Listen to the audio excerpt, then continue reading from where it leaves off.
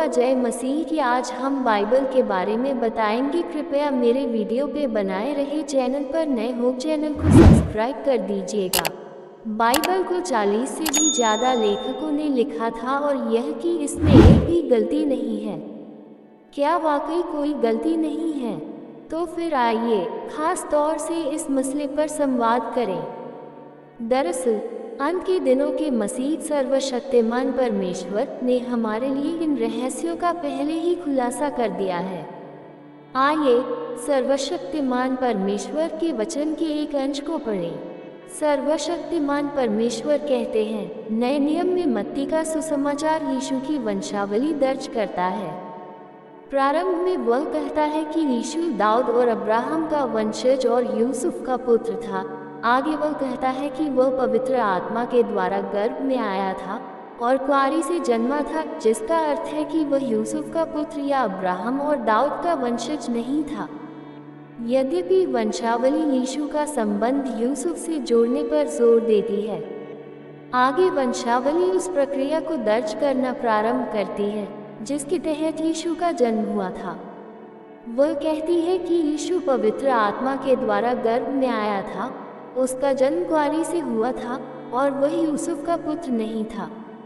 फिर भी वंशावली में ये साफ साफ लिखा हुआ है कि यीशु यूसुफ का पुत्र था और चूंकि वंशावली यीशु के लिए लिखी गई है, अतः वह उसकी 42 पीढ़ियों को दर्ज करती है। जब वह यूसुफ की पीढ़ी पर जाती है तो वह जल्दी से कह देती है कि यूसुफ मरियम का पति था। ये वचन ये साबित करने के लिए दिए गए हैं कि यीशु अब्राहम का वंशज था। क्या ये विरोधाभास नहीं है? वंशावली साफ साफ यूसुफ की वंश परंपरा को दर्ज करती है। वह स्पष्ट रूप से यूसुफ की वंशावली है, किंतु मत्ती दृढ़ता से कहता है कि यह यीशु की वंशावली है। क्या ये यीशु के पवित्र आत्मा द्वारा गर्भ में आने के तथ्य को नहीं नकारता? इस प्रकार क्या मत्ती द्वारा दी गई वंशावली मानवीय विचार नहीं है? ये हास्यास्पद है। इस तरह से तुम जान सकते हो कि यह पुस्तक पूरी तरह से पवित्र आत्मा से नहीं आई थी। वचन खंड 1 परमेश्वर का प्रकटन और कार्य। बाइबल के विषय में परमेश्वर के वचन के जरिए हम समझते हैं कि मत्ती की बनाई वंशावली परमेश्वर का विचार नहीं था। क्या परमेश्वर की कोई वंशावली हो सकती है? मत्ती जानते थे कि प्रभु यीशु की संकल्पना पवित्र आत्मा ने की थी। फिर भी उन्होंने ये कहकर उन्हें एक वंशावली दी कि प्रभु यीशु दाऊद के पुत्र थे और यूसुफ के पुत्र थे। क्या यह इस बात को नकारना नहीं है कि प्रभु यीशु की संकल्पना पवित्र आत्मा ने की थी? प्रभु यीशु और यूसुफ का कोई रिश्ता नहीं है। मत्ती के वचनों में विरोधाभास है। स्पष्ट है कि यह वंशावली पवित्र आत्मा से नहीं उपजी और मनुष्य का विचार थी। तो फिर आप यूहन्ना की इस बात को कैसे समझा सकते हैं? यीशु ने उनसे कहा, मैं तुमसे सच सच कहता हूँ कि पहले इसके कि अब्राहम उत्पन्न हुआ, मैं हूँ। यहाँ हम समझ पाए हैं कि प्रभु यीशु की वंशावली मनुष्य का विचार है। इसे मत्ती ने सभी के आसपास लिखा था और इसे पवित्र आत्मा के सीधे निर्देश पर नहीं लिखा गया था। बाइबल में पौलुस ने कहा था, संपूर्ण पवित्र शास्त्र परमेश्वर की प्रेरणा से रचा गया है। 2 तीमुथियुस 3:16 पौलुस के वचन बाइबल में हैं। इसीलिए वे परमेश्वर द्वारा प्रेरित थे, वे परमेश्वर के वचन हैं। प्रभु में विश्वास करना बाइबल में विश्वास करना है, चाहे कोई भी विचारधारा क्यों न हो। यदि वह बाइबल से भटकती है तो वह विधर्म है। हम प्रभु में विश्वास करते हैं, इसीलिए हमें सदा बाइबल के अनुसार कार्य करना चाहिए, अर्थात हमें बाइबल के वचनों का पालन करना चाहिए। बाइबल ईसाई धर्म का मूलभूत सिद्धांत है, हमारे विश्वास की नींव है। बाइबल को त्यागना प्रभु में अविश्वास करने के समान है। यदि हम बाइबल को त्याग देते हैं तो हम प्रभु में कैसे विश्वास कर सकते हैं? बाइबल में प्रभु के वचन लिखे हैं। क्या कहीं और भी ऐसी जगह है जहां हम उनके वचनों को पा सकते हैं? यदि प्रभु में हमारा विश्वास बाइबल पर आधारित नहीं है तो इसका आधार क्या है? अगला, पौलुस ने तीमुथियुस 2 में साफ तौर पर कहा था कि पूरी बाइबल परमेश्वर से प्रेरित है और बाइबल के सारे वचन परमेश्वर के वचन हैं। हम पौलुस के वचनों के अनुसार चल रहे हैं। ये गलत कैसे हो सकता है? परमेश्वर के वचन में इस बारे में एक और अंश है।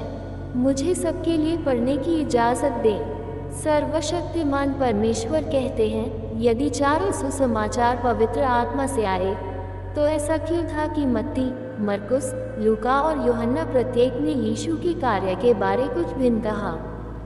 यदि तुम लोग इस पर विश्वास नहीं करते हो, तो फिर तुम बाइबल के विवरणों में देखो कि किस प्रकार पतरस ने प्रभु को 3 बार नकारा था। वे सब भिन्न हैं और उनमें से प्रत्येक की अपनी विशेषताएं हैं। चारों सुसमाचारों को ध्यानपूर्वक पढ़ो कि उन्होंने उन चीज़ों के बारे में क्या दर्ज किया है जो यीशु ने की थी, और उन वचनों को पढ़ो जो उसने कहे थे। प्रत्येक विवरण एकदम सरल रूप में भिन्न है और प्रत्येक का अपना परिप्रेक्ष्य है। यदि इन पुस्तकों के लेखकों के द्वारा जो कुछ लिखा गया था वह सब पवित्र आत्मा से आया, तो ये सब एक समान और सुसंगत होना चाहिए। तो फिर उनमें विसंगतियाँ क्यों हैं? क्या मनुष्य अत्यंत मूर्ख नहीं है जो इसे देखने में असमर्थ है?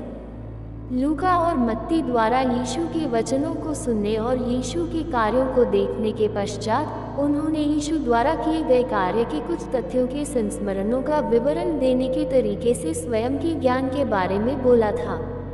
क्या तुम कह सकते हो कि उनके ज्ञान को पूरी तरह से पवित्र आत्मा के द्वारा प्रकट किया गया था? वचन खंड 1 परमेश्वर का प्रकटन और कार्य पदवी और पहचान के संबंध में। आइए देखें कि 4 सुसमाचारों में 3 बार किस तरह से पतरस ने प्रभु को मानने से इनकार किया।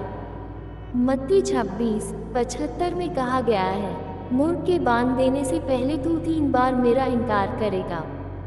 लेकिन मरकुस 14:72 में कहा गया है, मूर्ख के 2 बार बांध देने से पहले तू 3 बार मेरा इनकार करेगा। उनके द्वारा दर्ज घटना एक ही है, लेकिन समय में फर्क है। अगर ये पवित्र आत्मा की प्रेरणा से आई होती तो इनमें कोई फर्क नहीं होता। ये तथ्य साबित करते हैं कि ये मनुष्य के दस्तावेज थे और पवित्र आत्मा की प्रेरणा से नहीं रचे गए थे। सर्वशक्तिमान परमेश्वर के वचन के जरिए हम समझते हैं कि चारों सुसमाचार मनुष्य के दस्तावेज हैं और पवित्र आत्मा की प्रेरणा से नहीं रचे गए हैं। इसी वजह से इनमें फर्क है। अगर वे परमेश्वर से उपजे होते तो वे पूरी तरह से सही होते। जैसे कि लूका ने कहा था, बहुतों ने उन बातों का जो हमारे बीच में बीती हैं, इतिहास लिखने में हाथ लगाया है, जैसा कि उन्होंने जो पहले ही से इन बातों के देखने वाले और वचन के सेवक थे, हम तक पहुंचाया। लूका इससे पता चलता है कि चारों सुसमाचार लेखकों की देखी सुनी बातों से तैयार हुए थे। इसमें से कुछ को प्रचारकों के प्रवचनों और उनकी निजी जांच पड़ताल की बुनियाद पर लिखा गया था। यह उन्हें सीधे परमेश्वर की प्रेरणा से नहीं मिला था। ठीक इसलिए चूंकि इतिहास की किताबें याददाश्त और दूसरों से सुनी बातों के आधार पर लिखी जाती हैं, उनमें ज़रूर गलतियाँ और इंसानी ख्याल घुल मिल जाते हैं। चूंकि बाइबल पूरी तरह से परमेश्वर की प्रेरणा से नहीं रची गई है और पूरी तरह से परमेश्वर का वचन नहीं है, तो फिर बाइबल का सच्चा लेखक कौन है? आइए देखिए कि सर्वशक्तिमान परमेश्वर के वचन में क्या कहा गया है। वास्तव में यह मात्र एक मानवीय अभिलेख है। यहोवा ने व्यक्तिगत रूप से इसका नाम नहीं रखा था और न ही यहोवा ने व्यक्तिगत रूप से इसकी रचना का मार्गदर्शन किया था। दूसरे शब्दों में, इस पुस्तक का लेखक परमेश्वर नहीं था, बल्कि मनुष्य था। पवित्र बाइबल केवल सम्मानजनक शीर्षक है जो इसे मनुष्य ने दिया है। इस शीर्षक का निर्णय यहोवा और यीशु के द्वारा आपस में विचार विमर्श करने के बाद नहीं लिया गया था। यह मानव विचार से अधिक कुछ नहीं है, क्योंकि यह पुस्तक यहोवा ने नहीं लिखी, यीशु ने तो कदापि नहीं। इसके बजाय यह अनेक प्राचीन नबियों, प्रेरितों और भविष्यवक्ताओं द्वारा दिया गया लेखा जोखा है, जिसे बाद की पीढ़ियों ने प्राचीन लेखों की ऐसी पुस्तक के रूप में संकलित किया जो लोगों को विशेष रूप से पवित्र प्रतीत होती है। ऐसी पुस्तक जिसमें वे मानते हैं कि अनेक अथाह और गहन रहस्य हैं जो भावी पीढ़ियों द्वारा बाहर लाए जाने का इंतजार कर रहे हैं। वचन खंड परमेश्वर का प्रकटन और कार्य। बाइबल के विषय में सर्वशक्तिमान परमेश्वर के वचन हमें साफ तौर पर बताते हैं कि बाइबल के लेखक मनुष्य हैं, परमेश्वर नहीं। इंसानी दस्तावेज में ज़रूर इंसानी ख्याल और गलतियाँ घुली मिली होंगी। अगर सर्वशक्तिमान परमेश्वर ने आज बाइबल के इन रहस्यों का खुलासा न किया होता तो हम कभी न समझ पाए होते। आज का वीडियो इतना ही था, अगले वीडियो में मिलेंगे। आमीन।